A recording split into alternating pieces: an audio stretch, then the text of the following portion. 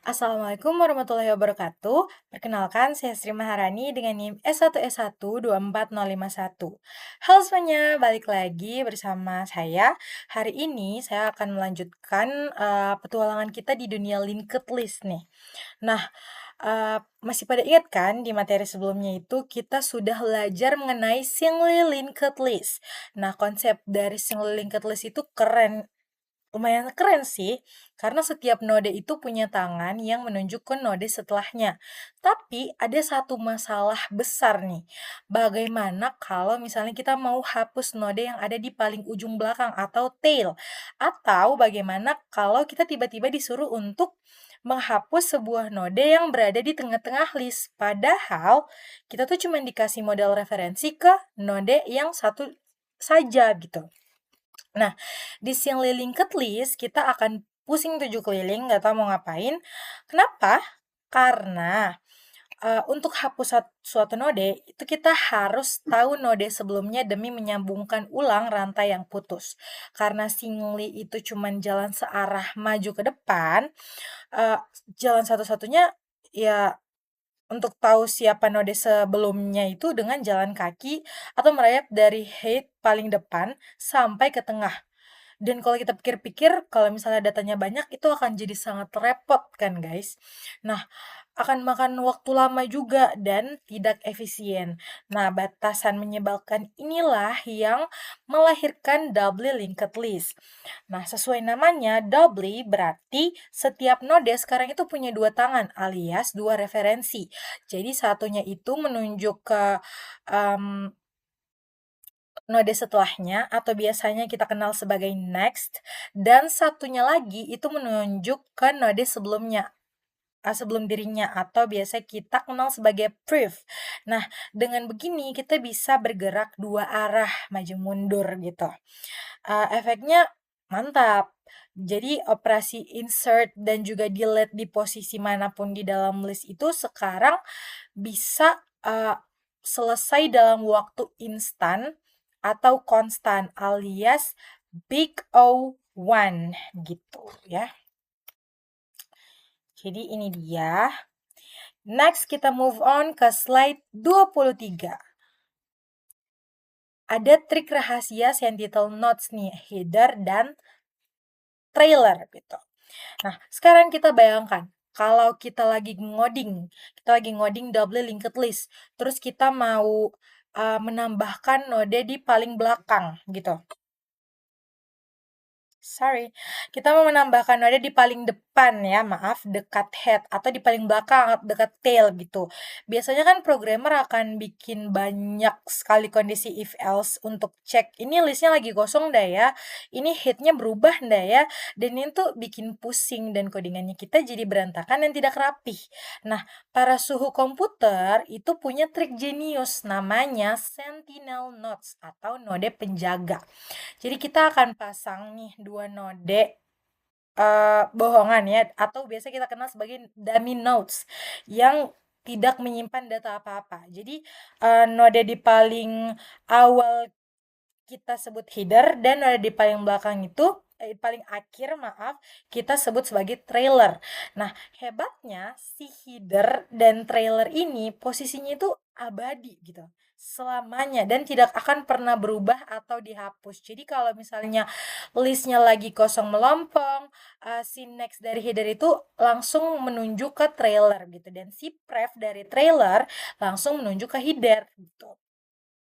Nah, dengan trik ini, semua proses insert dan juga delete di bagian manapun, mau di ujung depan, ujung belakang, atau di pertengahan atau tengah-tengah kode, itu logikanya jadi tetap sama persis. Nah, kita selalu menyisipkan atau menghapus node di antara sepasang node yang sudah ada. Jadi kita tidak perlu lagi nih ada drama-drama if else khusus untuk boundaries atau batasan. Keren kan? Next. Sekarang kita kunci pandangan kita ke slide 24 dan nanti kita akan lanjut lagi 25 dan 26 ya. Kita akan bikin fondasi codingannya dulu nih pakai Python. Kita bikin kelas namanya itu double linked list gitu.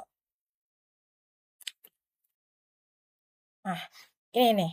Kita bikin kelas namanya doubly linked list. Oke. Doubly linked base. Nah, di dalamnya ini kita bikin kelas internal yang ringan sekali. Namanya itu node. Untuk merepresentasikan setiap kotak data yang kita punya. Gitu. Coba kita perhatikan ya. Di konstruktur node yang ini, kita kasih 3 slot parameter. Kita kasih 3 slot parameter. Elemen untuk datanya, ref untuk nunjuk ke kiri, dan next untuk menunjuk ke kanan. Dan kita juga pakai slots, yang underscore slots ini ya. Ini tuh supaya memori komputer kita itu lebih efisien, makin efisien, dan jalannya itu makin kencang gitu. Pas double linked base ini pertama kali dinyalakan di fungsi init, kita itu langsung ciptakan 2 sentinel, itu header dan juga trailer. Jadi kita sambungkan tangan mereka gitu. Jadi underscore header dot underscore next ke underscore trailer dan underscore trailer dot underscore pref ke underscore header seperti itu.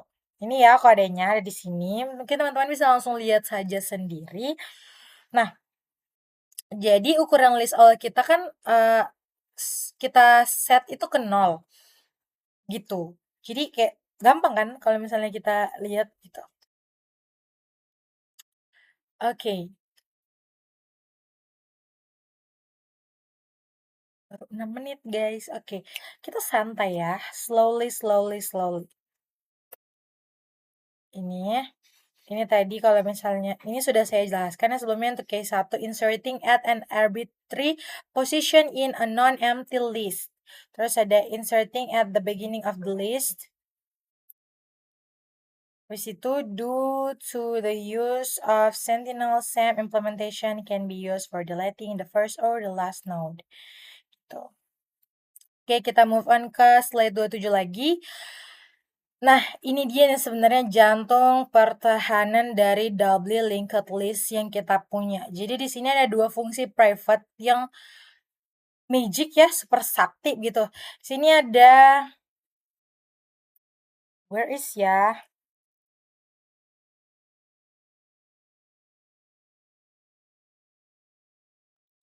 Insert between dan delete node.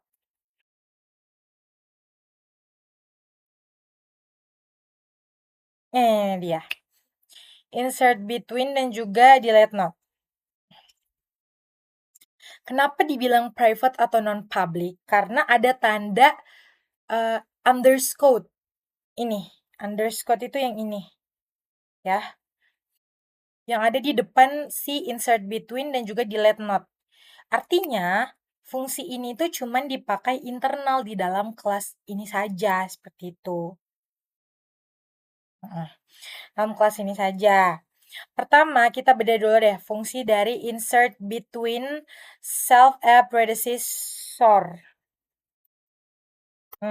Ini ya. Dan successor. Oke, itu ya.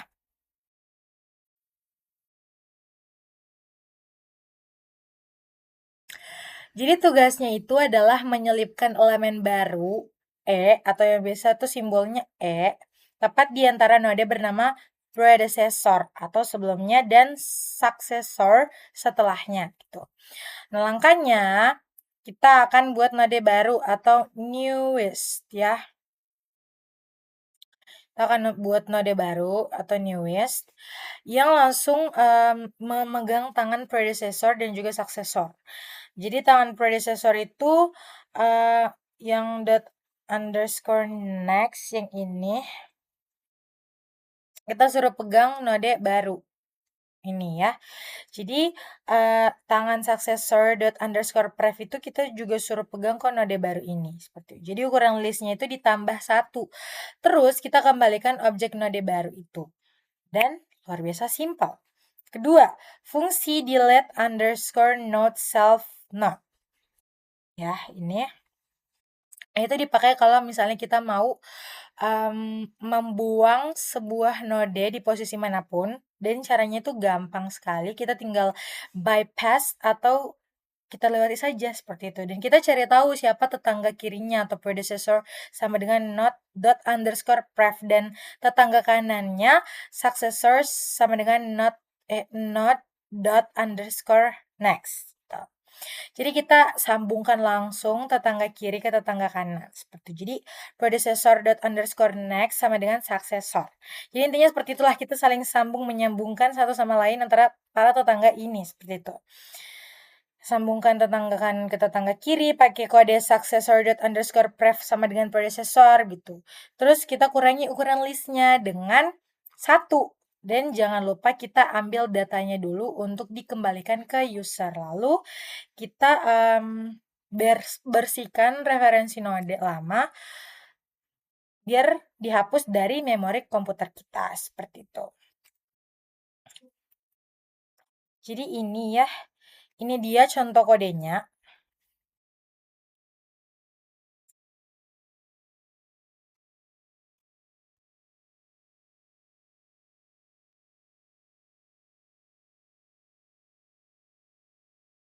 Dia contoh kodenya, maybe uh, bisa ya dilihat saja ya.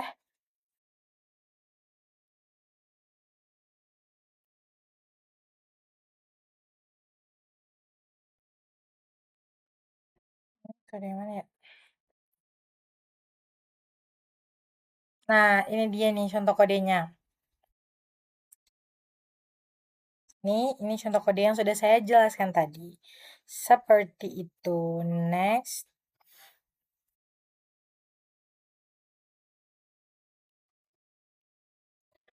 Where do we go right now?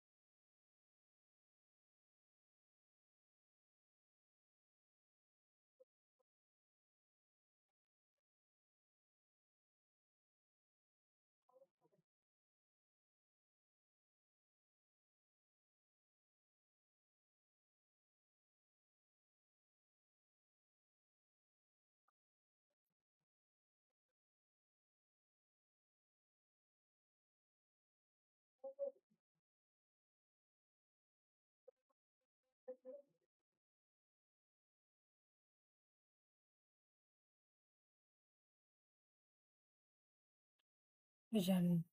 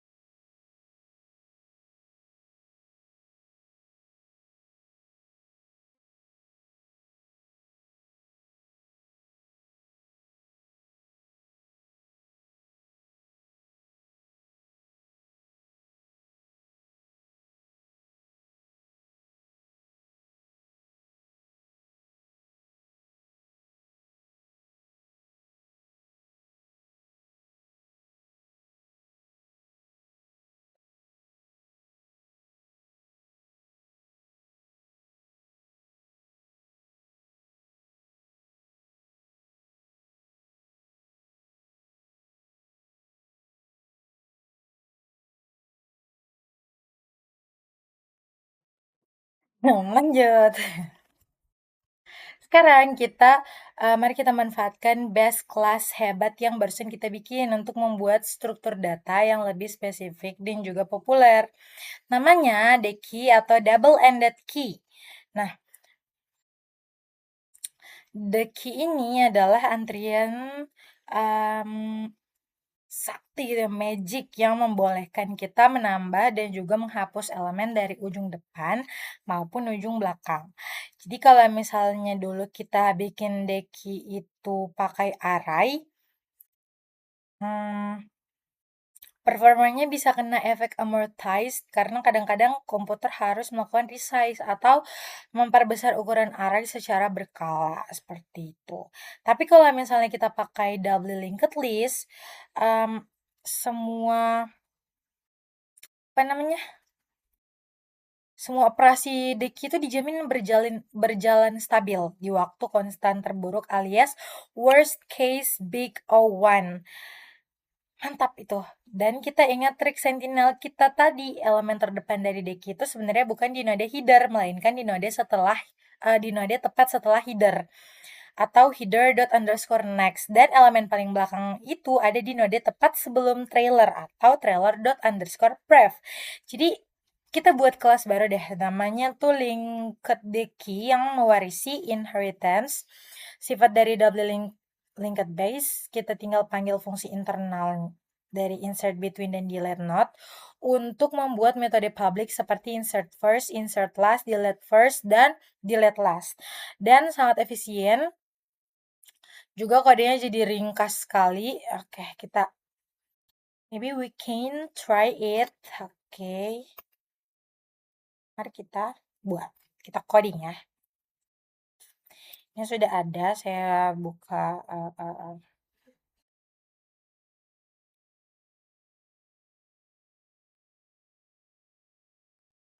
my VS Codeku. Pertama, kita bikin kelasnya.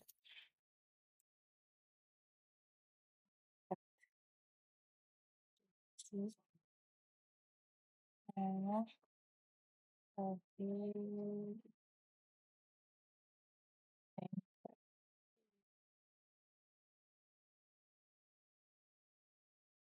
oh, sepertinya saya harus collections info. Oke.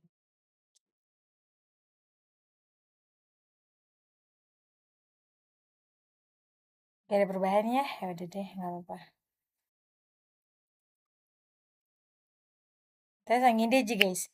Kayak, oh siapa tahu ini bisa menghilangkan errornya, tapi ternyata enggak.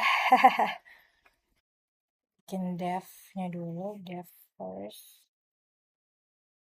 Kita trust the process aja ya guys.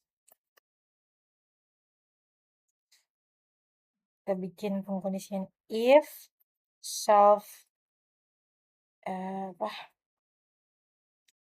is underscore empty, ya, some arrays empty.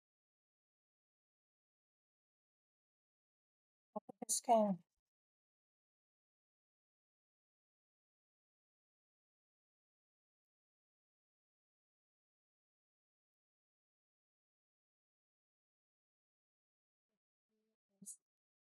empty.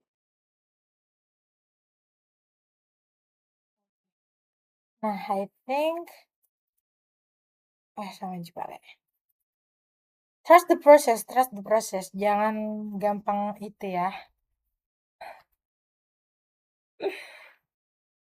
I think ini anu nih ya. Error paling. Whatever. Trust the process aja udah.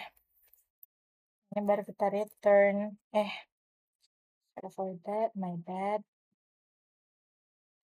Self. Underscore header. Underscore not. Underscore next. Underscore element. Ya, harus solid. Ini ya, kita bikin dev baru ini yang last self. Oke, dev token self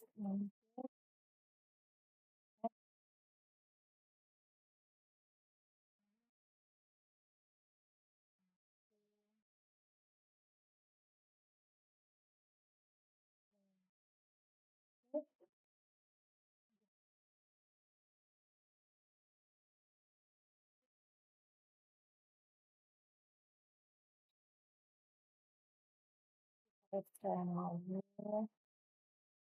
Oh, ini dia self get underscore trailer underscore self get underscore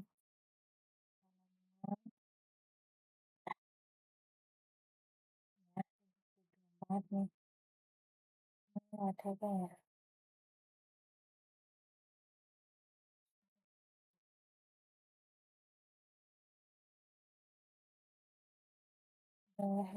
Terus diproses lagi nih ulang deh. Third course. Oh, self. Terus ini ada L-nya juga. Satu titik duanya kita tambahkan deh self dot underscore third or between oh, comma self underscore between comma self self underscore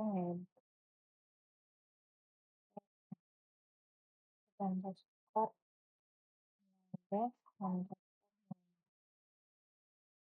oke,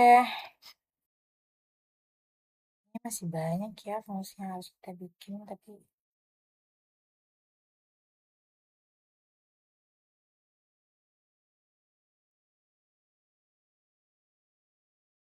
paling saja guys, biar cepat.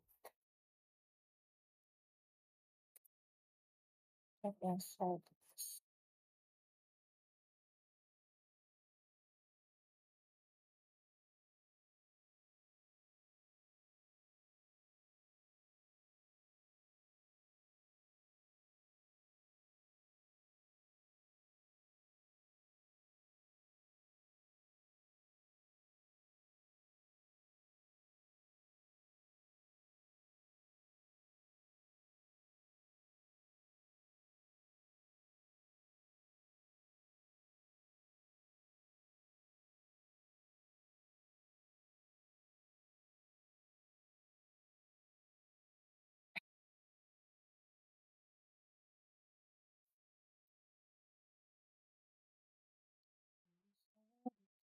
tanda kedua merindukanku.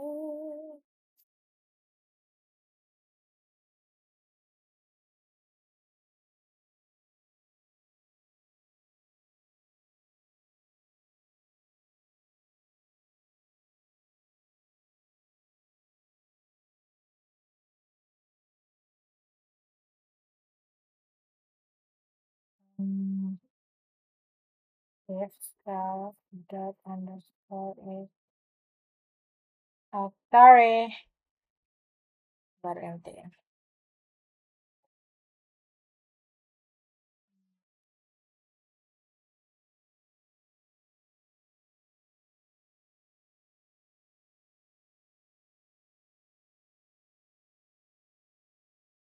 Kenapa error ya guys? Oke,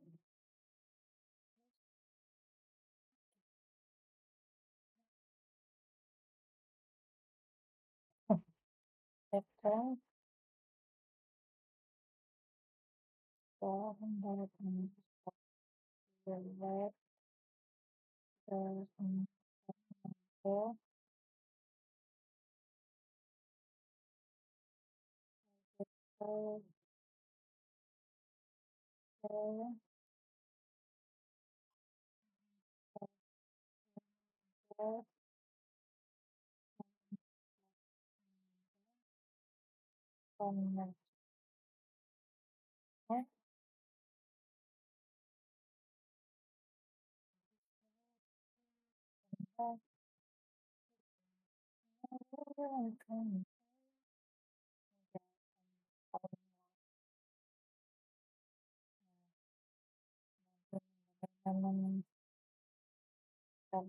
Nah, ntar ya.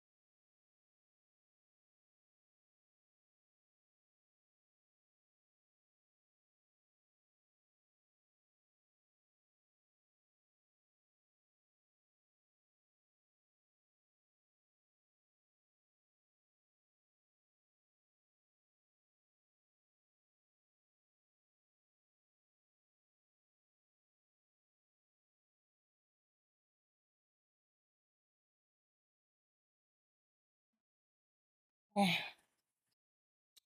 ini udah jadi, cuman as you guys can see, ini belum jadi ternyata. Kita masih ada pengkondisian if lagi satu. Let's make it.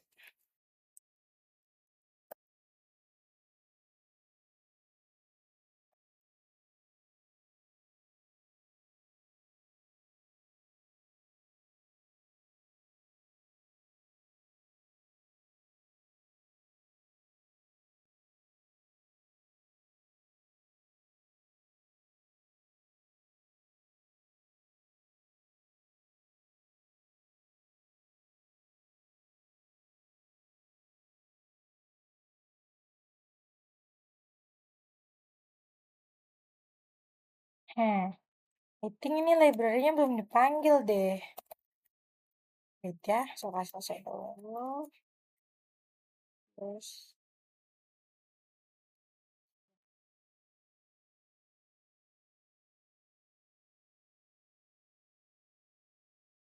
tuh, Dennis, kamu.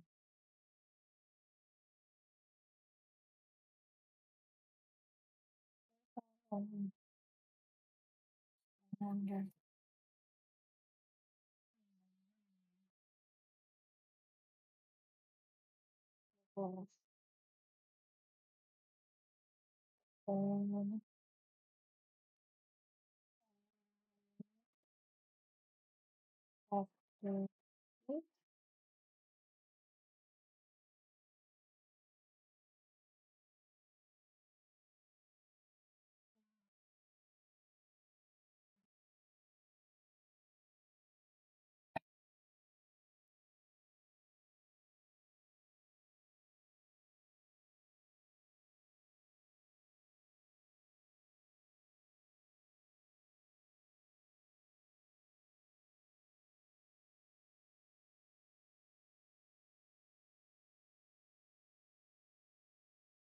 Oh, kode.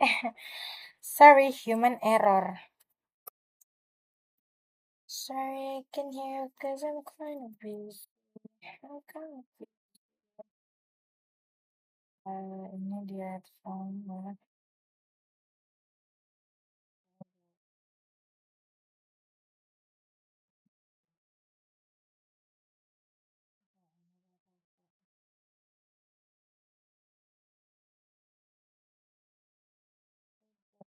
Not so fast.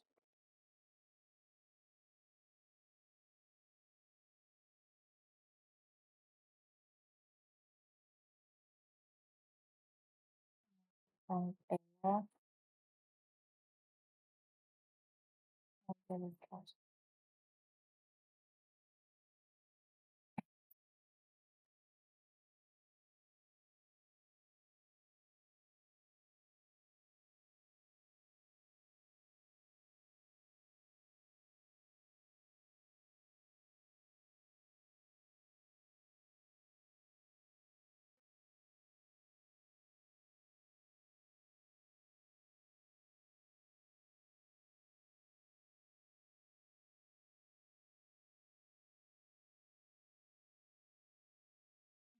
Last but not least.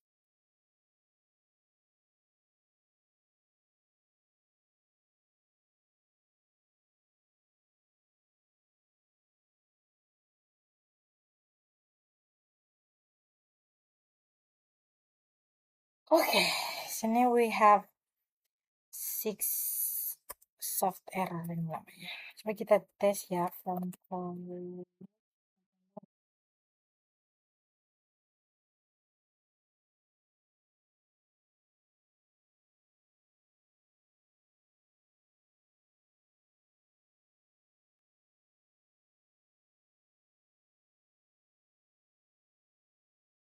Tetap ya. Oke, ini udah ada perubahan tapi coba kita running.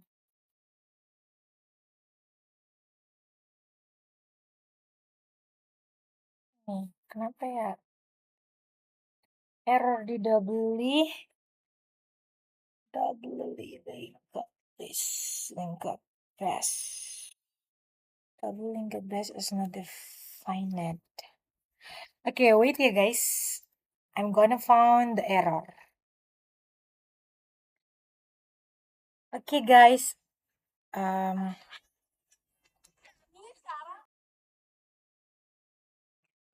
ya,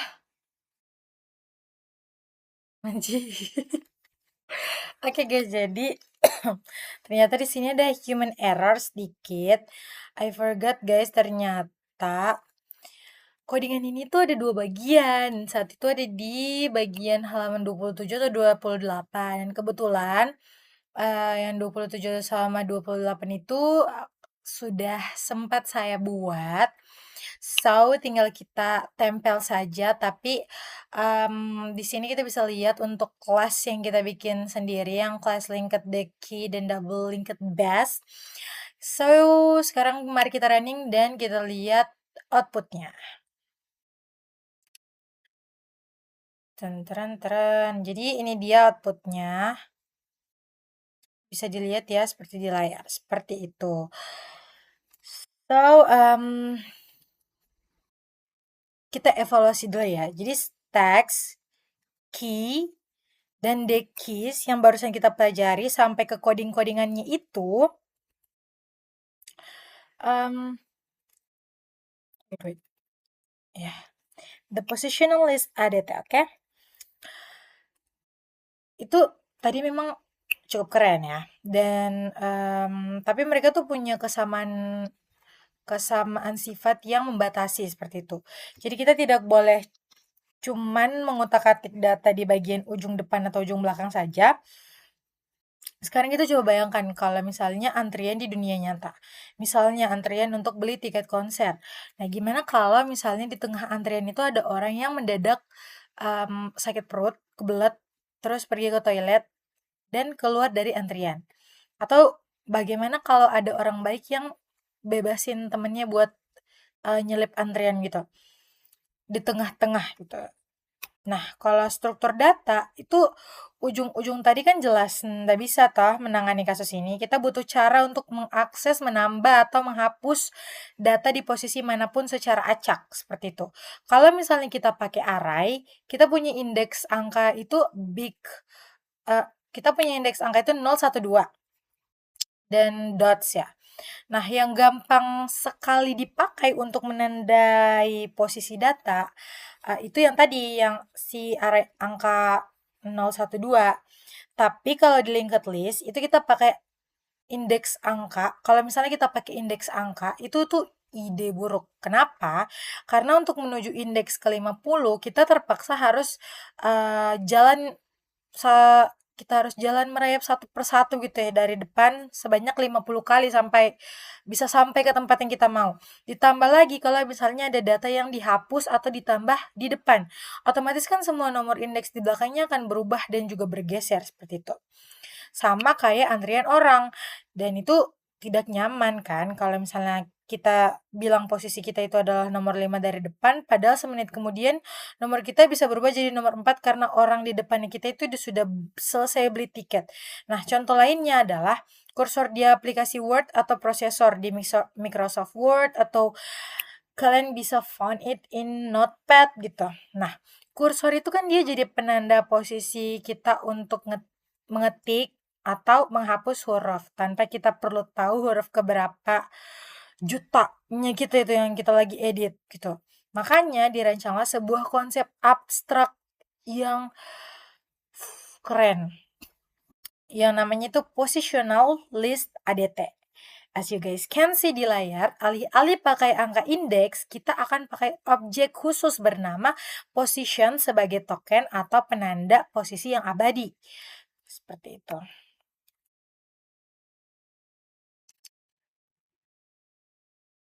Oke. Pas mendengar konsep positional list, mungkin ada dari beberapa dari kalian itu kepikiran kayak, "Lah, kan setiap data di linked list itu dibungkus dengan node objek gitu. Kenapa kita nggak kasih saja objek node itu langsung ke user untuk jadi penanda posisi?" Nah, jawabannya itu adalah no, no, big no. Itu berbahaya sekali karena em, itu melanggar hukum utama object oriented design gitu ya, yaitu abstraksi dan enkapsulasi. Jadi ada 3 alasan kuat kenapa kita wajib sembunyikan encapsulate atau node itu dari mata user, biar user tidak pusing. Nah, user itu kan dia cuma mau simpan data. Mereka nggak mau tahu urusan ribet kayak bagaimana kayak cara sambungkan referensi pointer kiri kanan atau urus node bohongan sentinel, apa node dummy-nya kita tuh udah nggak peduli. Nah, keamanan struktur data atau robustness itu kalau kita kasih referensi node aslinya ke user, itu bisa saja user tidak sengaja ubah-ubah pointer next atau pref. Jadi nanti ujung-ujungnya berantakan gitu, dan ya seluruh linked listnya kita bisa rusak atau putus di tengah jalan dan error merah gitu. Nah, fleksibilitas desain kalau misalnya suatu hari nanti kita mau ganti atau optimasi codingan internalnya kita kan bebas tuh lakukan tanpa perlu takut rusak aplikasi milik user karena yang ditahu sama user itu cuman kulit luarnya saja. Jadi kesimpulannya kita akan bungkus node internalnya kita ke dalam sebuah objek publik yang kecil, itu namanya position seperti itu. Nah, objek position ini itu cuman punya satu fungsi utama yang boleh dipanggil user, yaitu p elemen ini untuk mengintip apa sih ya data yang disimpan di dalam posisi itu, dan itu kalau misalnya kita pelajari lebih lanjut dan kita pahami lebih lanjut itu kayak mind blowing dan keren sekali seperti itu.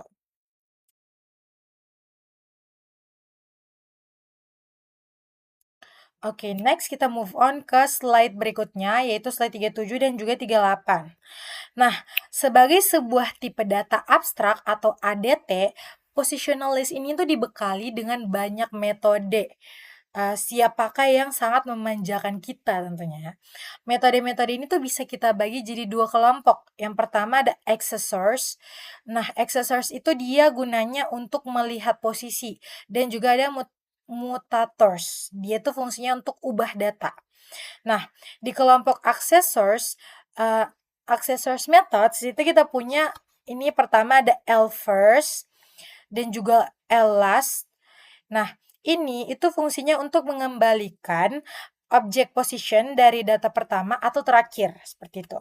Jadi kalau L first itu dia mengembalikan object position dari data pertama, kalau L last dia itu mengembalikan object position dari data terakhir, seperti itu. Kemudian ada L before P dan L after P.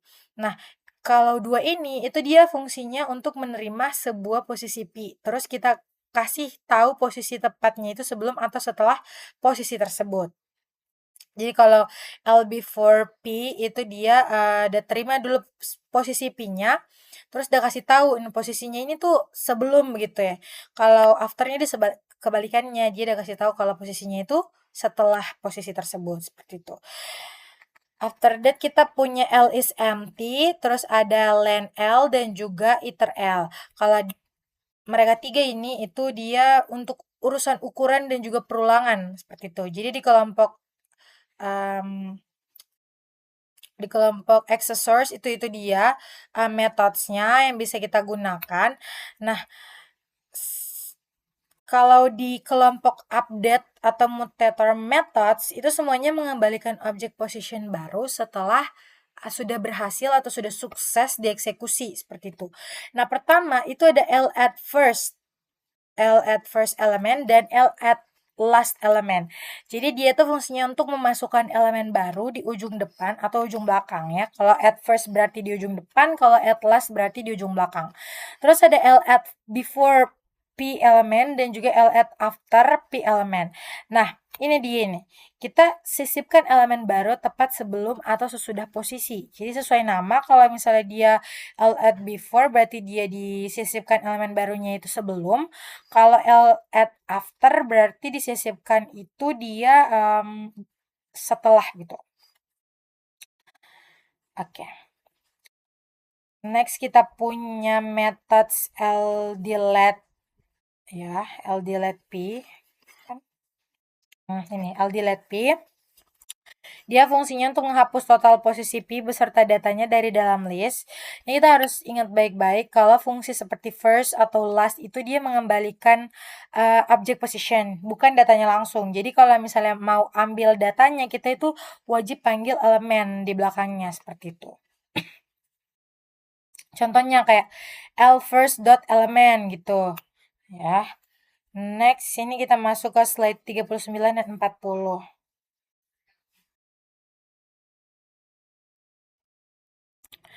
Nah, supaya kita makin terbayang tentang jalannya si rantai data ini, kita bikin simulasi singkat lewat visualisasi tabel operasi. Ini dia. Ya, bisa dilihat di layar. Pada slide 40, kita bisa bayangkan kalau misalnya kita punya list kosong L. Nah, pertama kita panggil L at last 8. Nah, list sekarang kan berisi data 8 ya, yang dipegang sama posisi bernama P. Nah, kita panggil L at after P5, jadi komputernya itu otomatis menyisipkan angka 5 di sebelah kanan P. Dan itu ditandai dengan posisi baru bernama Q, seperti itu. Dan kita isi listnya itu menjadi 8P dan juga 5Q. Dan sekarang kita panggil L at before Q3. Nah, angka 3 ini itu disisipkan di antara 8 dan juga 5. Ini ya, yang ini. Terus kita kasih nama posisinya itu R. Nah, list kita itu berubah menjadi 8P, 3R, dan juga 5Q. Kalau misalnya kita iseng-iseng atau kita ya iseng-iseng lah ya kita cetak elemennya itu, komputernya tuh udah akan dengan senang hati munculkan output 3. Dan terakhir kalau kita misalnya panggil L replace P7, angka 8 di posisi P itu diganti jadi 7 dan fungsi ini tuh mengembalikan nilai lamanya yaitu 8. Nah, bagaimana alurnya itu logis sekali dengan mengandalkan token posisi P, Q, dan R. Jadi kita tidak perlu lagi peduli urutan mereka itu berubah secara dinamis di dalam memori komputer atau bagaimana. Kita tetap bisa mengarah ke data yang tepat yang kita tuju seperti itu. We also have 50 minutes ya. Oke, next slide 41. Di sini kita di sini kita bisa lihat ada codingan yang sudah direalisasikan dari teori-teori yang sudah kita bahas tadi ke dalam codingan Python yang asli. Jadi di sini kita bikin kelas namanya positional list yang merupakan anak turunan dari doubly linked base gitu. Jadi di dalam kelas ini itu ini saya tidak coding karena memang dia harus disatukan lagi ke codingan yang tadi dan itu kayak ya gitulah ya. Oke, jadi langkah pertama itu kita rancang dulu kelas internalnya. Internalnya itu bertingkat namanya position. Jadi di dalam konstruktornya itu si position ini akan rekam dua informasi penting. Yang pertama itu ada container. Nah, container itu atau list mana tempat dia bernaung dan node itu adalah objek node internal yang dia bungkus atau prep gitu. Jadi kita juga tambahkan fungsi magic method bawaan Python kayak terus NI seperti itu. Nah, gunanya apa? Supaya di masa depan user itu bisa dengan gampang membandingkan dua posisi pakai simbol matematika biasa seperti if P sama dengan Q. Selanjutnya kita bikin fungsi super penting namanya itu validate self P. Fungsinya ini tuh bertindak sebagai satpam pos keamanan gitu lah kalau kita analogikan ya. Jadi setiap kali user dikirim parameter posisi P, si fungsi satpam ini udah akan cek dulu dengan ketat kayak kau beneran tipe object position ndak gitu. Type error kalau misalnya kau betul-betul lahir dari container list ini udah muncul udah tetap jalankan kodenya, tapi kalau misalnya kiriman dari list lain maka udah akan muncul output value error seperti itu. Jadi kayak nodenya gitu pointer next-nya itu sudah kosong alias none. Jadi berarti kalau misalnya posisinya itu kadaluarsa yang sudah pernah dihapus atau value error. Nah, kalau lolos dari 3 pemeriksaan keamanan itu, barulah si objek node aslinya itu dikeluarkan untuk diproses. Terus kita juga bisa bikin fungsi pembantu namanya itu make position. Fungsinya itu untuk membungkus node internal menjadi objek position public sebelum dikasih ke user dengan catatan kalau nodenya itu ternyata node sentinel penjaga kita akan kembalikan nodenya biar aman. Seperti itu.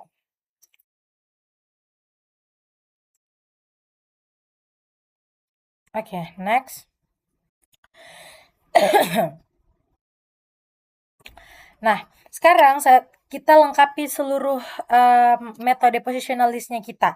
Untuk fungsi-fungsi pembaca itu kan ada accessor seperti first, last, before, sama after. Nah, kodenya itu dia elegan gitu karena kita tinggal manfaatkan fungsi validate-nya dan kita make position yang barusan kita buat. Nah, perhatikan juga fungsi generator spesialnya yang namanya itu iter dengan kata kunci yield di dalamnya. Jadi kelas kita ini itu otomatis jadi sakti gitu ya karena mendukung perulangan for loop tradisional Python. Jadi nanti user dia bisa langsung tulis kode seestetik mungkin for E in L untuk mencetak seluruh isi data dari depan ke belakang.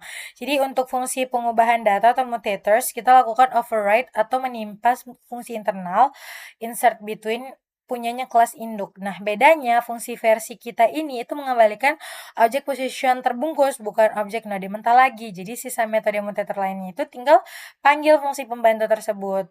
Oke. Ini codingan-codingannya. Baik sekali, oh my god.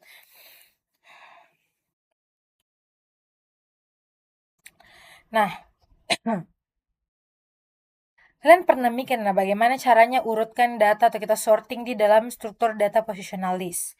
Nah, algoritma klasik yang paling cocok dan alami untuk kasus yang kayak begini tuh namanya insertion sort. Nah, konsepnya tuh dia persis kayak kita lagi rapikan kartu remi di tangannya kita. Jadi untuk mengoding, itu kita akan pakai bantuan tiga variabel penanda posisi. Yang pertama itu ada marker, dia batas paling kanan dari kelompok data yang posisinya sudah terurut rapi.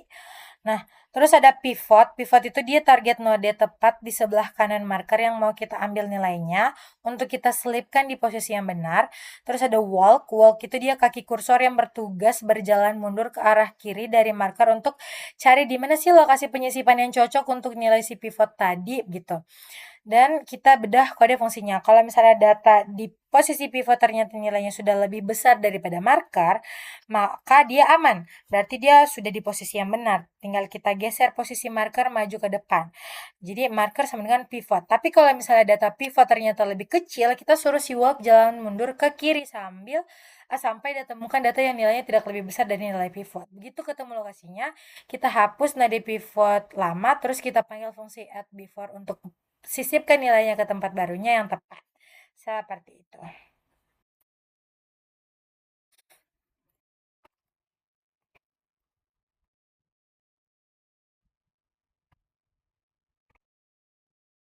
Oke, next ada favorite list ADT. Nah, sini kita masuk dulu ke studi kasus dunia nyata yang seru abis. Namanya itu favorite list ADT. Nah, kalian pasti sering kan buka website browser gitu. Terus ada fitur frequently visited sites atau misalnya kalau di Spotify itu dia ada daftar lagu yang paling sering diputar. Nah, di belakang layar fitur ini tuh dibikin pakai struktur data yang lagi kita pelajari sekarang. Nah, secara konsep abstrak favorit list itu dia bertugas untuk menyimpan kumpulan elemen sekaligus menghitung berapa kali sih elemen tersebut itu diakses oleh user gitu. Jadi kayak metode publik utamanya itu ada tiga. Yang pertama dia ada akses ini ya. Akses itu dia gunanya untuk mengakses data elemen. Begitu diakses, skor hitungan aksennya itu bertambah satu. Jadi kalau datanya baru pertama kali muncul, dia akan dimasukkan secara otomatis ke dalam daftar. Seperti itu. Terus ada yang kedua itu namanya remove elemen. Nah, dia itu membuang total data elemen dari daftar favorit.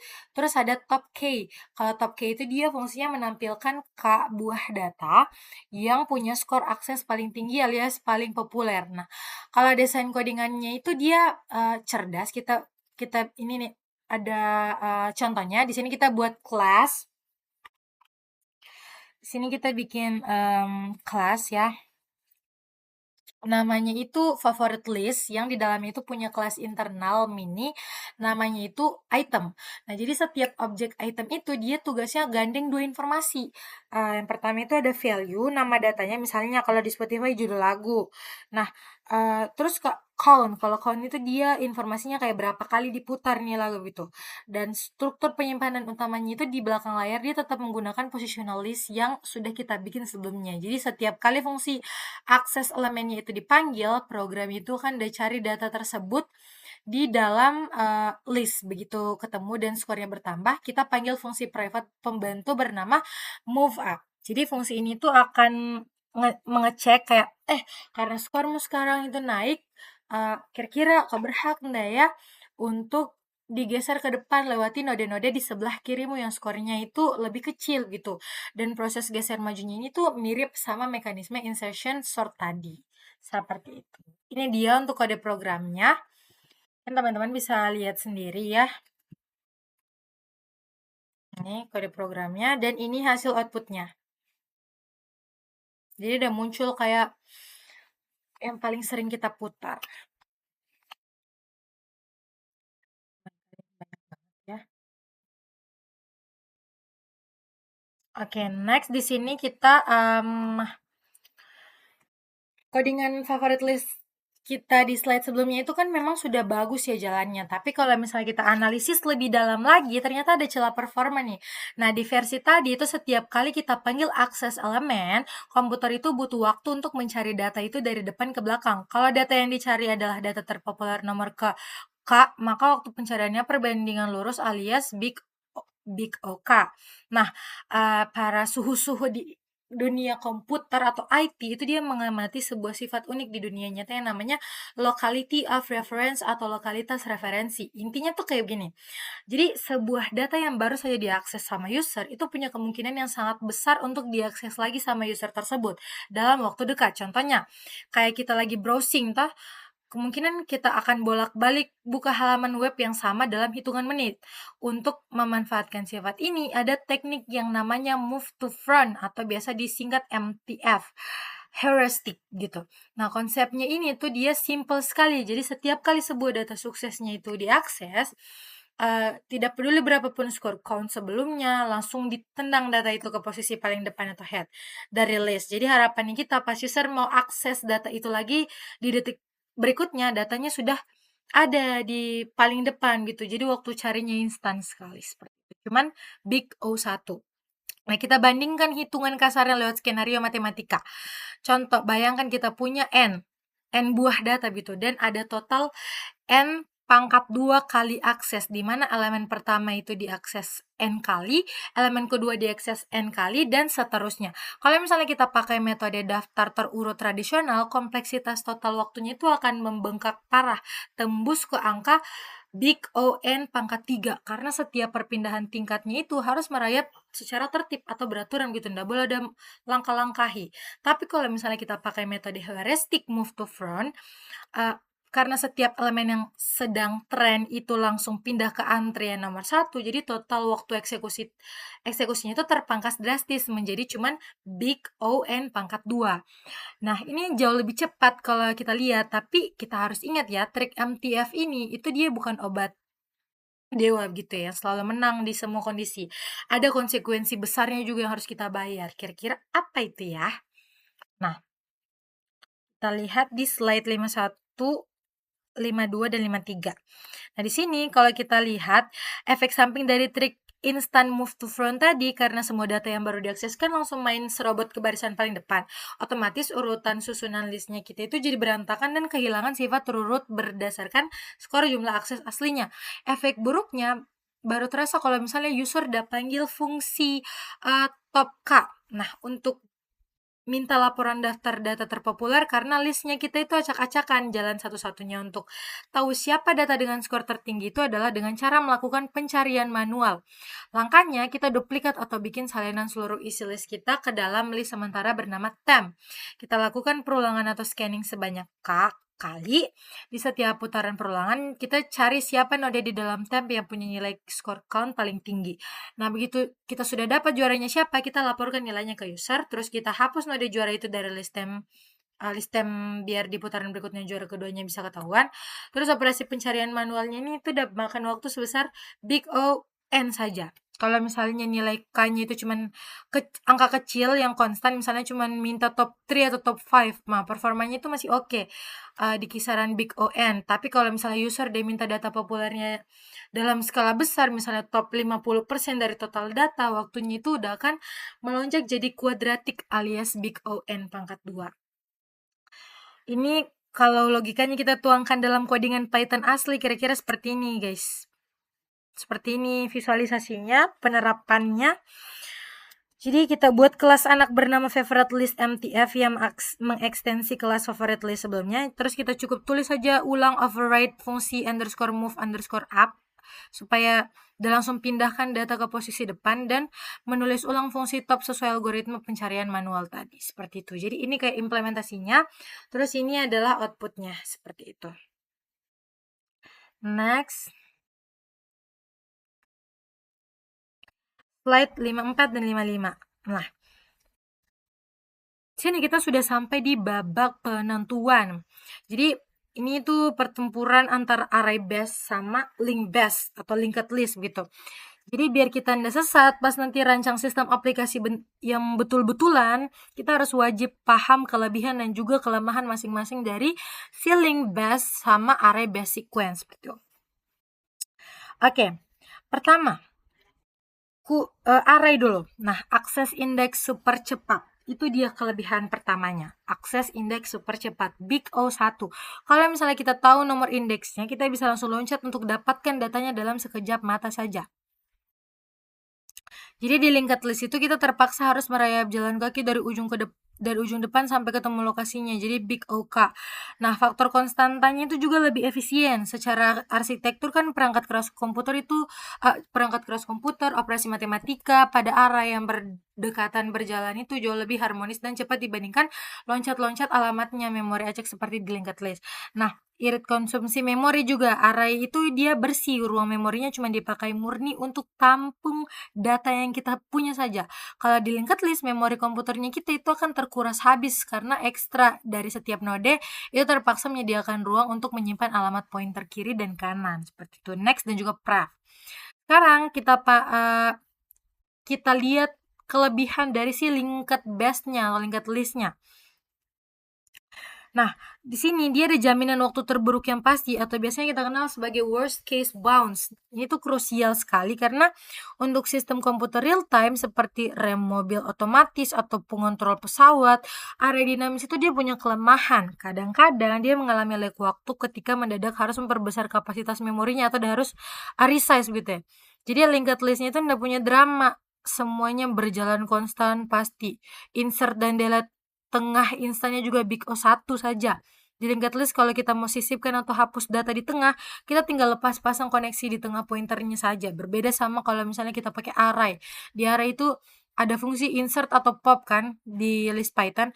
Nah, komputer itu dia terpaksa harus lakukan perulangan dulu untuk geser mundur seluruh data di sebelah kanannya satu persatu seperti itu. Dan itu kayak capek gak sih?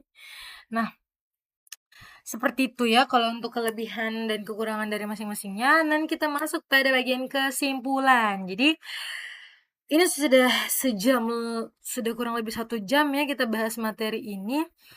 Dan dari halaman 21 sampai habis gitu. Dan luar biasa sekali kalau kita memperhatikan dan pahami baik-baik, kita jadi betul-betul melek dan bisa bertahan sampai di titik ini. Jadi kita lakukan kilas balik singkat atau kita apa ya? Kelas balik gitu lah, kesimpulan dari materi yang sudah kita bahas hari ini. Jadi di sini kita belajar alasan kuat kenapa array itu dinamis. Array dinamis itu terkadang tidak sanggup menangani kasus sistem real time dan mahalnya biaya geser data saat terjadi operasi di posisi tengah. Kita bedah tuntas 3 variasi utama linked list juga, mulai dari singly yang searah, circulary yang berputar melingkar tanpa ujung, sampai di doubly yang fleksibel bisa maju mundur 2 arah. Nah, kita sukses juga coding sama-sama struktur data antrian 2 arah deki yang berjalan stabil di waktu worst case big O1. Terus kita memahami pentingnya prinsip enkapsulasi lewat positional list ADT, di mana kita menggunakan object positioning sebagai token kursor yang aman dan elegan untuk kita navigasi data. Terus kita kupas tuntas studi kasus nyata aplikasi favorit list beserta teknik optimasi heuristik cerdas, namanya itu move to front gitu. Dan terakhir kita berhasil untuk petakan peta kekuatan plus minus antara kubu array dan juga kubu linked list untuk bekal kita untuk pilih kira-kira yang mana ya cocoknya kalau kita pakai di codingan aslinya kita nanti seperti itu. Jadi selesai sudah sesi belajar kita hari ini. Jadi lebih dan kurangnya mohon dimaafkan. Saya ucapkan wabillahi taufiq wal hidayah. Assalamualaikum warahmatullahi wabarakatuh. Thanks for watching.